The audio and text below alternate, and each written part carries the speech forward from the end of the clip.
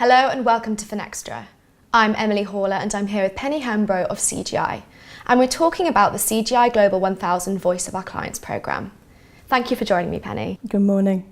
So can you tell me a bit about the programme and what your overall findings are? Sure. So in CGI's 40th year, so we're 40 years old this year, we have run the Global 1000 programme, which is an ongoing programme which we've run, but this year we've hit over 1,000 interviews with our clients face-to-face, where we've talked to both business and technology leaders in our clients around the world. When we look at the results, it is astonishing the uniformity of change that is happening across all industries. And the speed of what's called digital transformation is accelerating. And what we're seeing is, in fact, 5 key trends globally.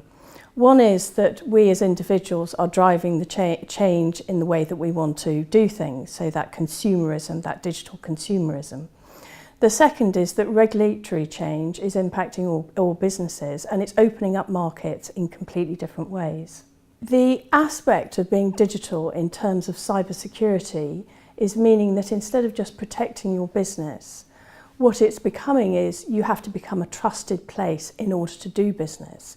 So security is actually becoming a differentiator across all industries. And then we're seeing as a result of these changes that actually business models across all industries are changing. And so businesses are needing to make a strategic choice about what's their business model going forward in terms of how do they respond to the changes going on in the marketplace. And then finally, we've talked historically about IT being an enabler of change, but actually what we're hearing this year is that IT technology and new technologies is actually driving change across all industries.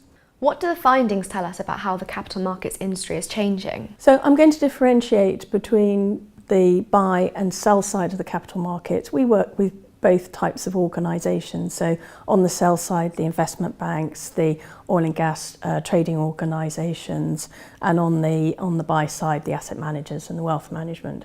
So on the sell side, we've seen over many years the impact of regulation on that industry, and it's resulted this year in a growing recognition that return on equity is not ever going to return to the level that it did pre-financial crisis 2008. And with the new regulations coming in, that's going to have further pressure on the return on equity. So what we're seeing is not so much a change in the value chain of the sell side.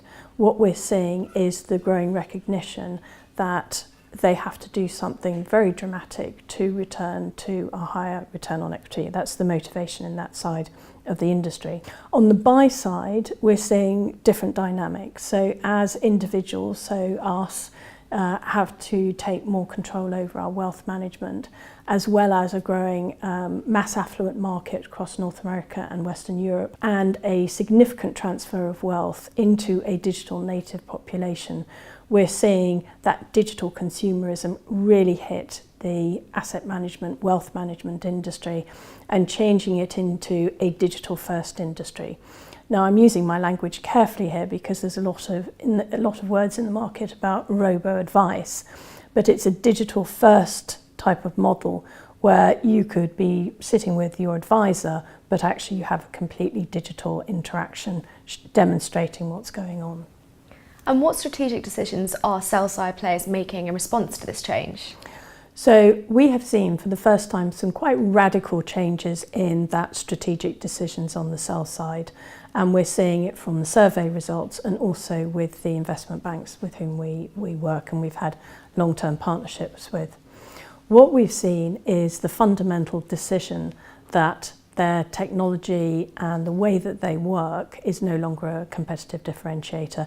In fact, it is a cost problem, and they need to move to standardized platforms. They need to consume technology and operations differently.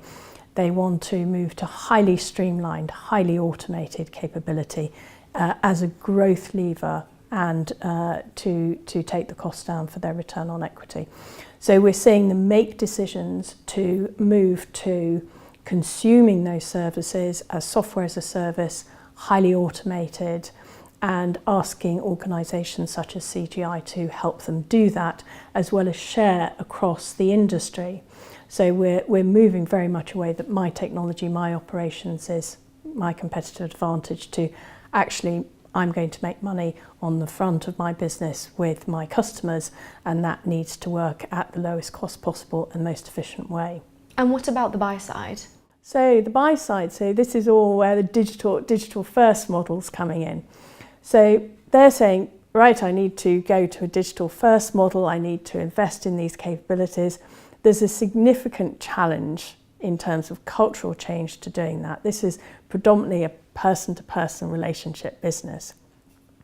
So what we're seeing is a significant interest, adoption of digital capability in terms of that relationship interface. So it doesn't have to be purely a robo-advice model. It can be this a digital advisory model where you can be using technology in terms of onboarding, goal setting, as well as making sure that the information, scenarios and capabilities to manage individuals' wealth or to manage a portfolio are there real time. So from a run, change, grow point of view, what does that mean?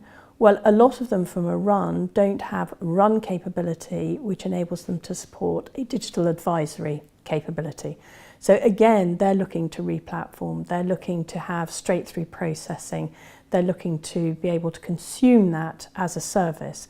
Now that's been increasing because with fee transparency, in Europe we've had fee transparency for some years, that's coming into North America. So suddenly the cost is a significant issue because they're going to charge less to their customers. It's going to be much more fee-based competition.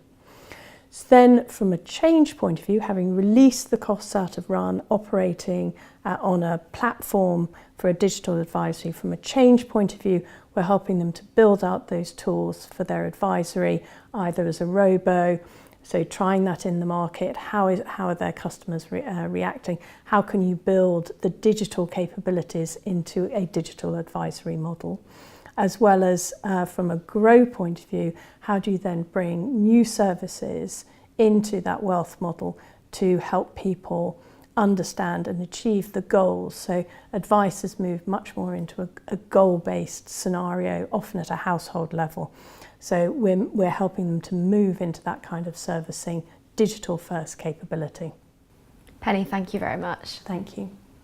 And thank you for watching.